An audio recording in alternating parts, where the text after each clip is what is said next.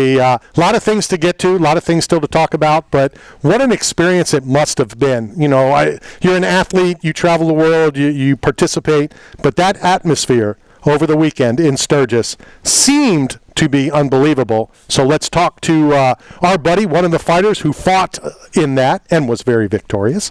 That would be the Hillbilly Hammer, Sam Shewmaker. Sam, how are you?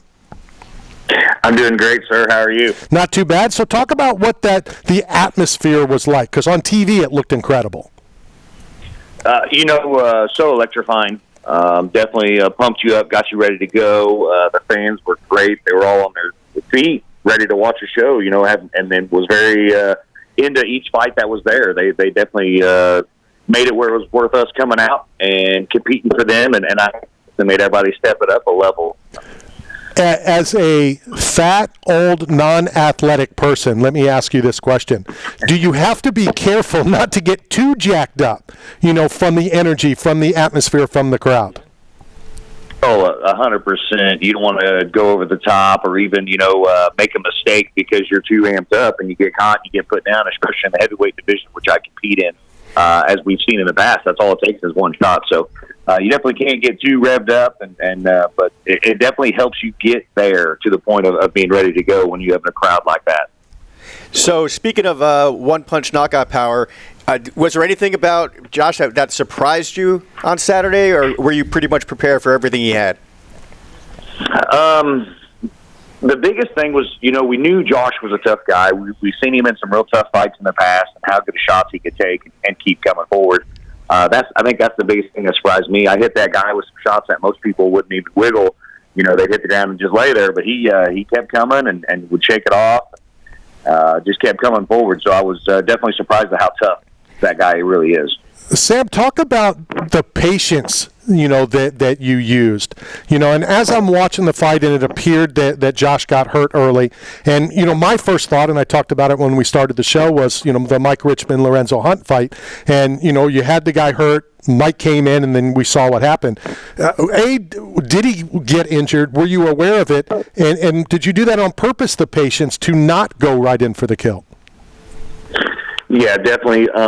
Sometimes you can jump in there too early, and like Mike Richmond did against Lorenzo, and you can see that it cost him the fight.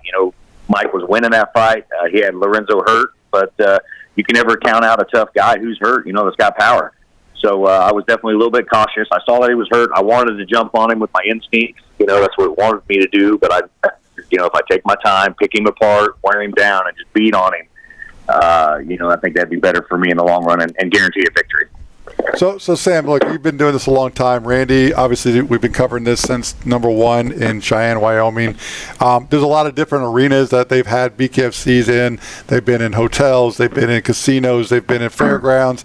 They even did one at the Mr. Olympia competition in Orlando. What was it like to fight outdoors? Like, is that to your style? Do you like fighting outdoors, or would you rather be in a different arena? I loved it. I had a great time. The weather was perfect.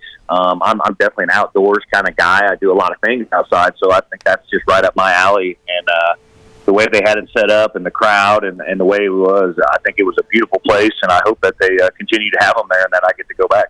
What kind of, if any, interaction did you have with that bearded Irish guy? He was hollering me from the side of the ring and trying to get my attention and let me know what he thinks that I should be doing out there. And just Connor was a super nice guy. I wish I could have got to hang with him afterwards and drink a beer with him, but our paths weren't able to cross afterwards. Between going and getting cleaned up and getting ready to go. But I'm convinced that that's probably the best balance I got. Hell of a guy. Sam, this is Victory Wednesday, and we always have somebody who won over the weekend on, and that's you today.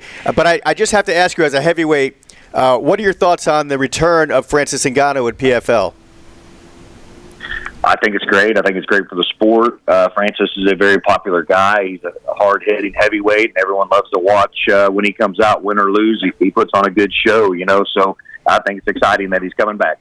Speaking of putting on a good show, and we've been talking about your show that you put on over the weekend, what's next? Is it too early to already start calling Dave Feldman and everybody up there in Philadelphia?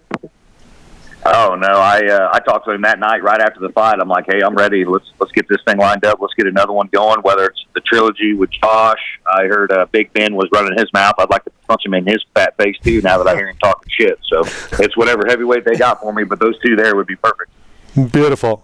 So Sam, look, so it's the obvious question. Randy loves to do this question to guests that come on the show. Because it was in South Dakota, Mount Rushmore, who would you put on your Mount Rushmore? Let's just go combat sports, make it universal. But who are your 4 you're putting on the Mount Rushmore? I would do, starting from the beginning, as far as let's go Royce Gracie, John Jones, George St. Pierre. Wow. I'm trying to think. That fourth one's tricky. There's a lot of legends that's been in here and through the sport. I'd almost go Chuck Liddell. I mean, I love Chuck. He's one of my favorite fighters growing up, and I idolize him. So I think there's a lot of people that could take that 4th spot. But yeah, I think I'm gonna go with Chuck. All right, I'm going to change it because Matt said that I like to ask the question, so I'm going to ask it the way I like to ask. Since he mentioned Mount Rushmore and I love to eat, give me your Mount Rushmore of 4 food items. My 4 food items. Okay, well, let's go steak, chicken, seafood, deer meat, and bison. Those would be my 4, all meat. Okay. All right. Now, since we're playing the game, Sam, I have one for you. What would be your Mount Rushmore of fight movies? Very good. Ooh, fight movies. Okay. Well, you got to go with the classic. Rocky's a great one. Yep. I like and you could probably pick a few of those movies through the whole series that they have. But let's just. I love the movie Southpaw. Oh yeah, Southpaw's a good one.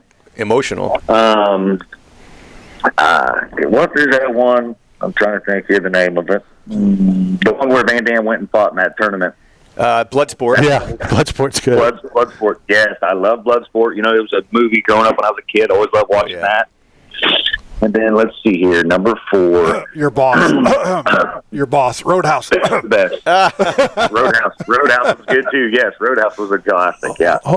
Sam, come on. The original. Which Roadhouse are we or the talking? one that paid your check.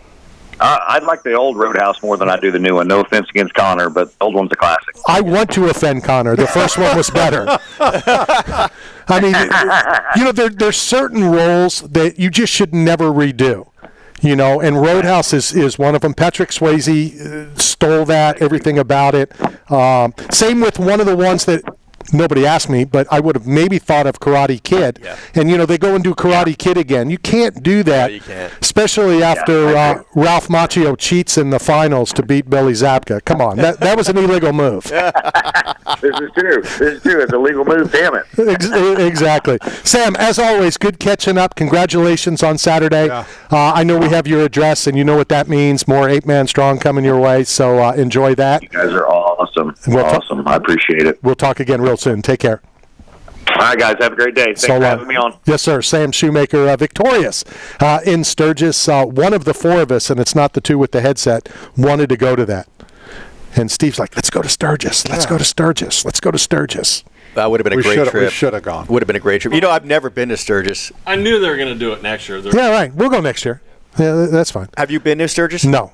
No, neither have I. Yeah. I've never even been to the rally in Daytona Beach. So it'll be a road trip for us. Road trip. Yeah, let's do it. But do we have to bring our motorcycles? Yeah, we'll have some there. Shacklehook is. Well, Styles G. White is selling his bike, and Sean Strickland said he's either going to sell his or blow it up.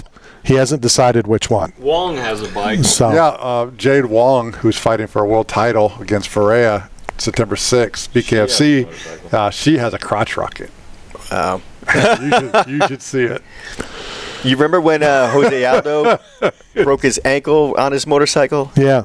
That was right before, I think, the Connor fight. Yeah, a big fight. And that's why in a lot of contracts you're not allowed to skydive, play basketball, ride motorcycles, et cetera, et cetera, et Ben cetera. Roethlisberger had the same issue. He went down. Yeah, was Sam talking about Roethlisberger? I mean, not Roethlisberger. No, he was talking, Rothwell. Rothwell. Yeah. That's what I thought. All right, let's go hit a break. Coming to you live from the Cool Breeze AC broadcast facility. This is Knockout Radio, brought to you by Staff Zone, 8-Man Strong, and Bucked Up Energy Drink. We're talking sports with Randy Harris. This is the Tan Talk Radio Network. Construction companies always face hiring challenges. Do you need temporary help on your project? Or maybe you want to